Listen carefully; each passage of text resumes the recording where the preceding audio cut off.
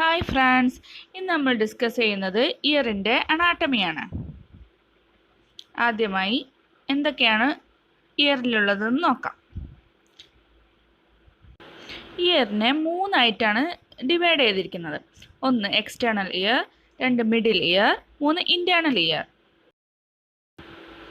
External year consisting of auricle അഥവാ പിന്ന, രണ്ടാമത് external auditory canal, tympanic membrane അഥവാ ഇയർ ഡ്രം.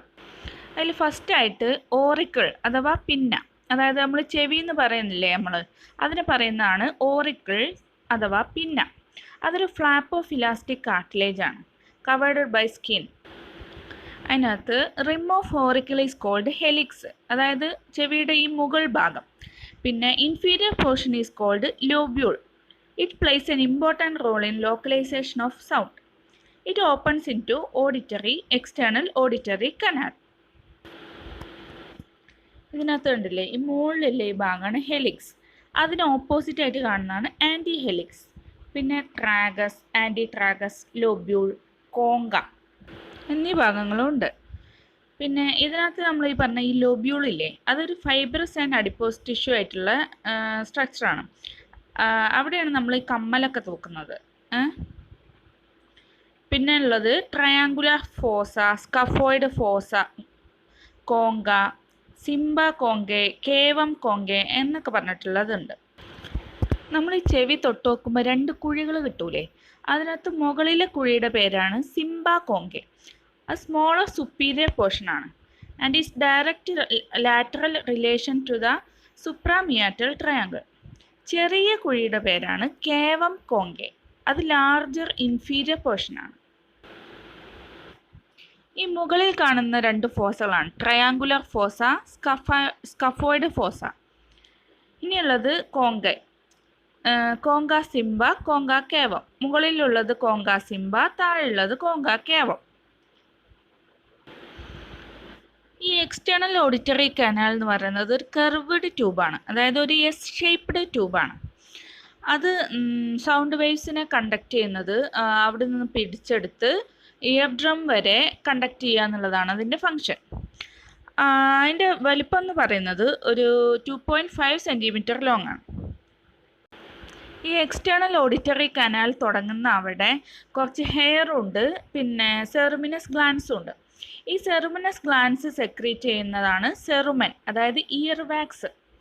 ഈ ഇയർ വാക്സും ഈ ഹെയർസും കൂടെ ഉണ്ടായതുകൊണ്ടാണ് ഡസ്റ്റും ഫോറിൻ ബോഡീസും ഒന്നും ഇയറിലോട്ട് കടക്കാതിരിക്കാൻ ആയിട്ടുള്ള ഒരു പ്രിവെൻഷൻ ആയിട്ടാണ് ഈ രണ്ട് ഇതുള്ളത്. ഈ എക്സ്റ്റേണൽ ഓഡിറ്ററി കനാലിൻ്റെ എസ് ഷേപ്ഡ് ആണെന്ന് പറഞ്ഞില്ലേ, അതിനകത്ത് 1/3 ലാറ്ററൽ ഭാഗം കാർട്ടിലേജും 2/3 മീഡിയൽ ഭാഗം ബോണിയുമാണ്. അപ്പോൾ ബോണിയാണ് കൂടുതൽ, ബോണി ഭാഗമാണ് കൂടുതൽ. അതുകൊണ്ട് തന്നെ ഈ എക്സ്റ്റേണൽ മിയാറ്റസിൽ എന്തെങ്കിലും ബോയിൽസോ അങ്ങനെ എന്തെങ്കിലും വരുവാണെങ്കിൽ പിന്നെ സ്വെല്ലിങ് കുറവായിരിക്കും, പക്ഷെ ഭയങ്കര പെയിൻഫുൾ ആയിരിക്കും. കാരണം ഇതിൻ്റെ ഈ സ്കിന്നും ബോണും ആയിട്ട് നല്ല ഫിക്സിറ്റി ഉണ്ടല്ലോ, അതുകൊണ്ട്. ഇതൊരു എസ് ഷേപ്ഡ് കനാലാണെന്ന് പറഞ്ഞല്ലോ, അതുകൊണ്ട് നമ്മളിത് എക്സാമിൻ ചെയ്യുമ്പോൾ ശരിക്കും നോക്കിയാൽ കാണൂല. അപ്പം നമ്മൾ എന്ത് ചെയ്യണം, ഇതിൻ്റെ ഈ ഓറിക്കിൾ പിടിച്ചിട്ട് അപ്വേർഡ് ആക്കണം, പിന്നെ ബാക്ക്വേർഡ് ആൻഡ് സ്ലൈറ്റ്ലി ലാറ്ററൽ ആയിട്ടൊന്ന് പിടിച്ച് വലിക്കണം. എന്നാൽ മാത്രമേ ഈ എസ് ഷേപ്ഡ് ആയിട്ടുള്ള കർവ് നേരെയായിട്ട് നമുക്ക് ഇയർ ഡ്രം ഒക്കെ കാണാൻ പറ്റുള്ളൂ. It has 2 deficiencies.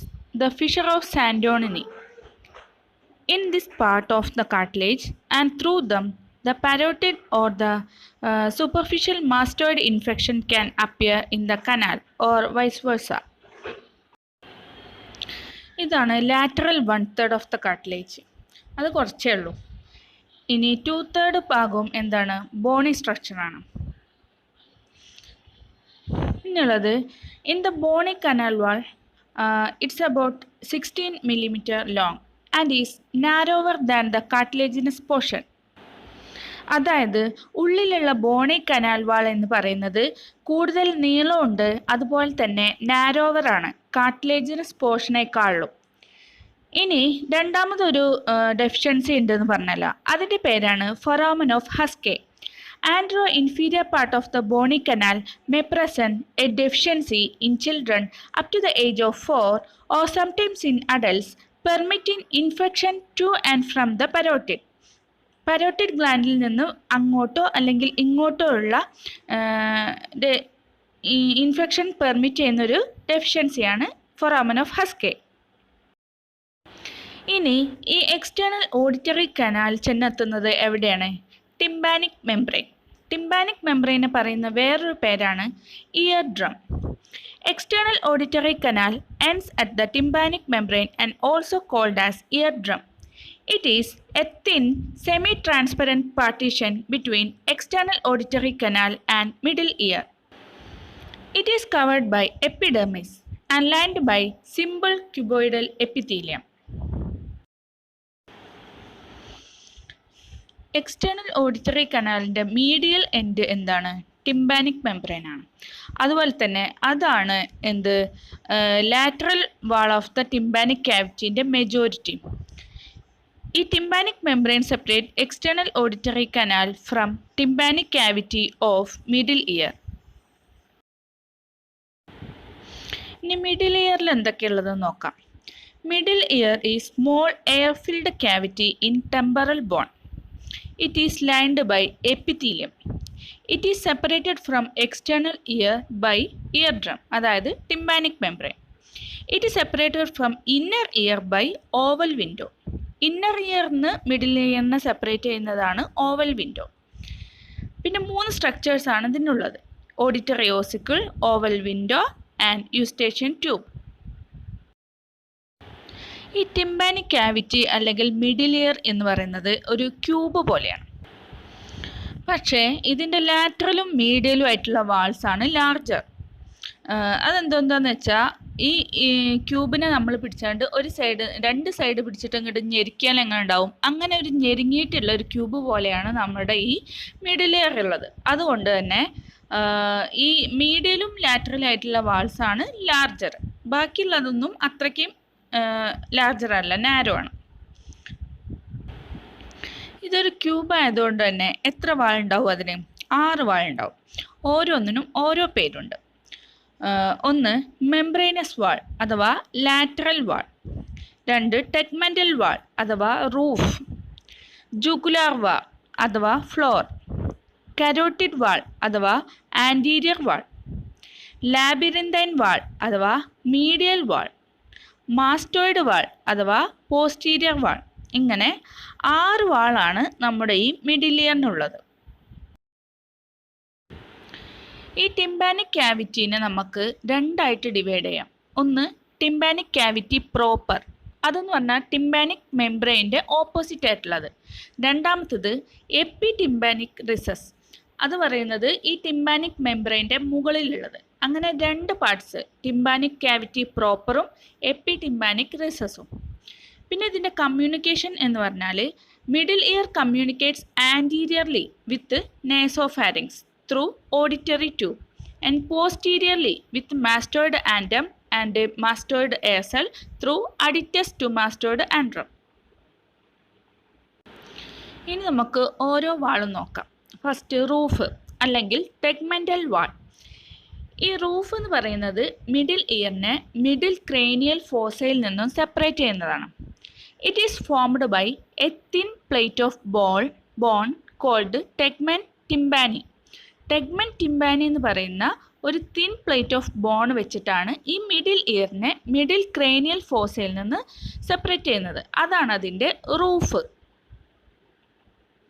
പിന്നെ it also extends posteriorly to form the roof of the aditus and antrum. അടുത്തത് ഫ്ലോർ അല്ലെങ്കിൽ ജുഗുലാർ വാൾ. അത് ഒരു thin plate of bone which separate tympanic cavity from jugular bulb. അതായത് superior bulb of internal jugular വെയിനിൽ നിന്നും middle ഇയറിനെ separate ചെയ്യുന്ന വാളാണ് jugular വാൾ. അതുകൊണ്ടാണ് അതിന് ആ പേര് വന്നത്.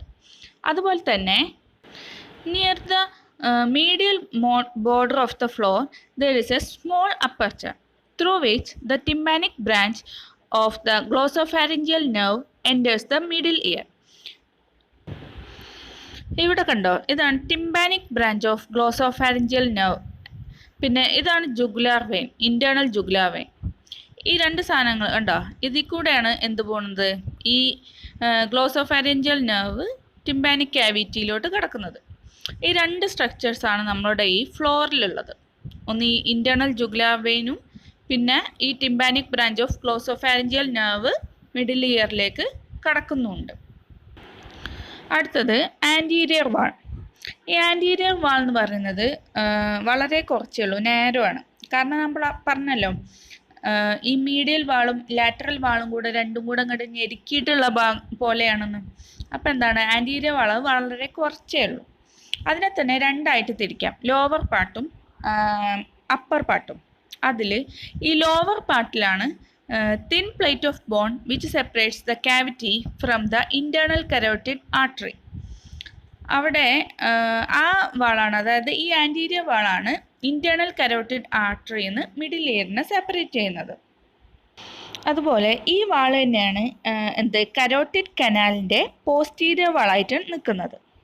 അതുപോലെ this plate of bone is perforated by superior and inferior sympathetic carotico-tympanic nerves and the tympanic branch of internal carotid artery.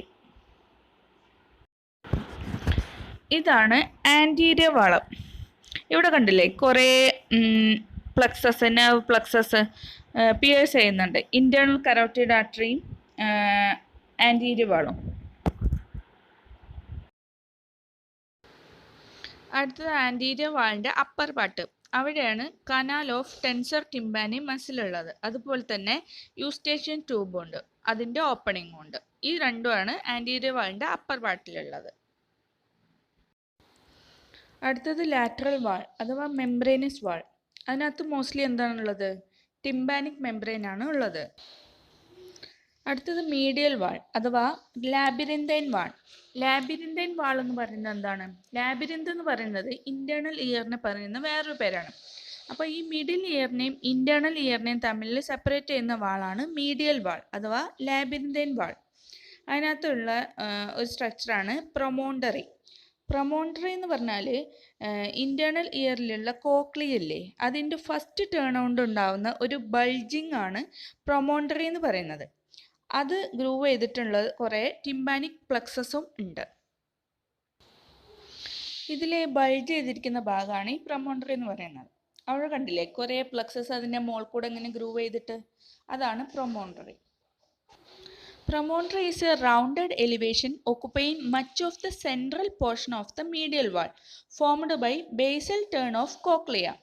Usually has small grooves on its surface containing the nerves which form the tympanic plexus. അടുത്തത് oval window. അത് പ്രൊമോണ്ടറിയുടെ മുകളിലും ബാക്കിലായിട്ടാണ് ഉള്ളത്. അതൊരു oval shaped opening ആണ്. അത് tympanic ക്യാവിറ്റീനെ വെസ്റ്റിബ്യൂളായിട്ട് connect ചെയ്യുന്നതാണ് oval window. ഈ oval window close ചെയ്തിരിക്കുന്നത് ഫുഡ് പ്ലേറ്റ് ഓഫ് സ്റ്റേപ്പിസ് വെച്ചാണ്.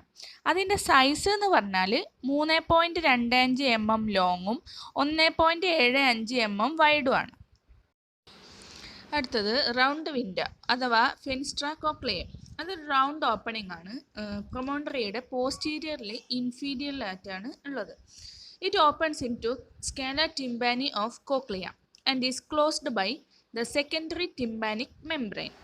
അടുത്തത് പോസ്റ്റീരിയർ വാൾ. അതിനകത്ത് aditus and antrum, 2 fossa incudis for short process of incus, bulge produced by lateral semi circular canal, 4 pyramidal eminence for stapedius tendon, 5 bulge produced by vertical part of facial nerve, 6 sinus tympani, 7 facial റിസസ്.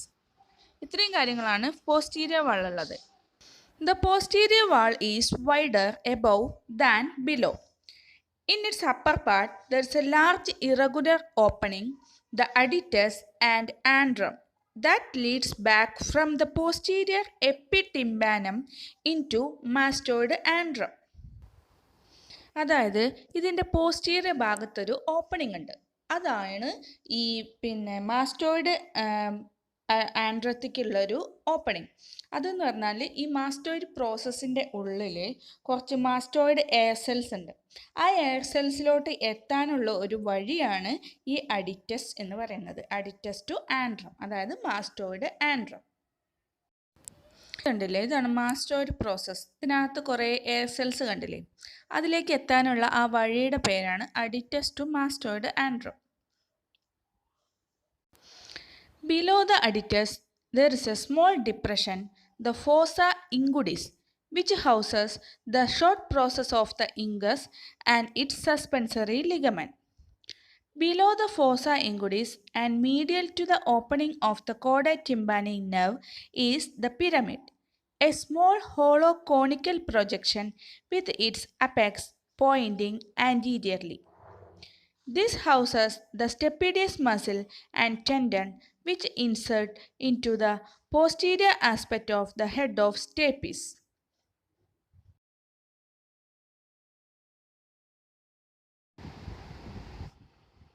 Contents of middle ear cavity. First, air, 3 ossicles, malleus, ingus, stapes, 2 muscles, tensor tympani and stapedius, 2 nerves, chordae tympani and tympanic plexus, then mucosal folds and ligaments and blood vessels. ഇനി contents of middle ear cavity നമുക്ക് അടുത്തൊരു വീഡിയോയിൽ discuss ചെയ്യാം detailed ആയിട്ട്. Thank you for watching.